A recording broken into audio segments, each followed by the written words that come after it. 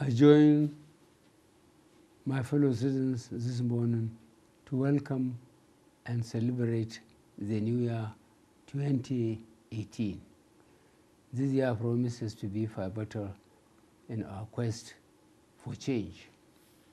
Unfortunately, I am saddened to acknowledge that for many, this Christmas and New Year holidays have been anything but merry and happy. Instead of showing love, companionship, and charity, some of our compatriots chose this period to inflict severe hardship on us all by creating unnecessary fuel scarcity across the country. The consequence was that not many could travel, and the few who did had to pay exorbitant transport fares. This is unacceptable, given that NNPC had taken measures to ensure availability at all depots. I am determined to get to the root of this collective blackmail of all Nigerians and ensure that whatever groups are behind this manipulated hardship will be prevented from doing so again. Such unpatriotism will not divert the administration from the course we have set ourselves. Our government's watchword and policy thrust is change.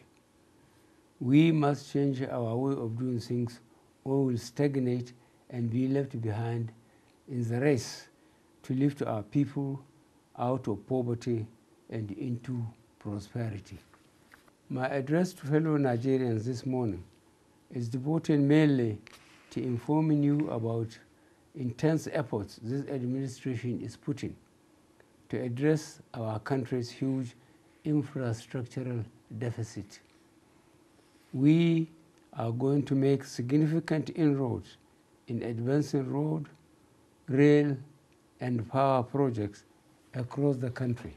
The Ministry of Power, Works and Housing is one of the drivers of this government's commitment to renew and increase Nigeria's stock of infrastructure in order to achieve global economic competitiveness as targeted under the Economic Recovery and Growth Plan. With regards to railways, we have set ourselves ambitious targets. Already in construction stage is the Lagos-Kano standard gauge railway. The line should reach Ibadan from Lagos by the end of this year and will carry 2 million passengers per year, and 5 million tons of cargo will be transported every year, giving a substantial boost to the country's economy. Construction of the Kano to Kaduna segment is expected to commence this year and reach Kaduna by the end of 2019. By the end of 2021, the two ends will be joined so that we will have standard gauge railway across the main north-south trading route. The Abuja-Kaduna route will be boosted by additional rolling stock next Thursday and will be able to handle 1 million commuters annually. At the same time, I have approved and negotiations will be concluded in the first part of this year for the Port Harcourt to Maiduguri line covering Aba, Owerri, Umuahia, Enugu, Awka, Abakaliki, Makadi, Lafia, Jos, Bauchi, Gombe, Yola, and Damaturu. The Abuja to Itape line will go through Baro and terminates in Warri with construction of a new seaport at Warri. Negotiations are also advanced for the construction of other railway lines, firstly from Kano to Maradi in Niger Republic, passing through Kazaure, Daura, Katsina, Jibia to Maradi. Secondly, Lagos to Calabar, the coastal rail, in quote, through Ore, Benin, Abo, Asaba, Onitsha, Sapele, Ughelli, Warri, Yenagoa, Turkey, Port Harcourt, Aba, Uyo, and Calabar. In the next few years, all these Nigerian cities will be linked by functional modern rail systems, giving enormous boost to the social and economic life of our people. With respect to the Abuja Capital Light Rail, progress has reached 98% completion, as at 64% completion when we assumed office. Only test runs remain before start of operations. This train service will stimulate economic activities in the federal capital and provide residents with an efficient and safe transportation system. 12 railway substations around the capital over a 45.2-kilometer route will serve as a catalyst and a full factor to the economy of the area. The light rail system will reduce traffic congestion and carbon emission in line with the administration policy on climate change. Management of Federal Roads Maintenance Agency has been reconstituted and has been charged with a 12-week rapid intervention in road repairs to cover all the geopolitical zones. Government is undertaking repairs and maintenance of 44 roads within the 6 geopolitical zones. 25 major highways will be funded under the 100 billion naira Sukuk facility. Each geopolitical zone will benefit by an equal amount of 16.67 billion naira.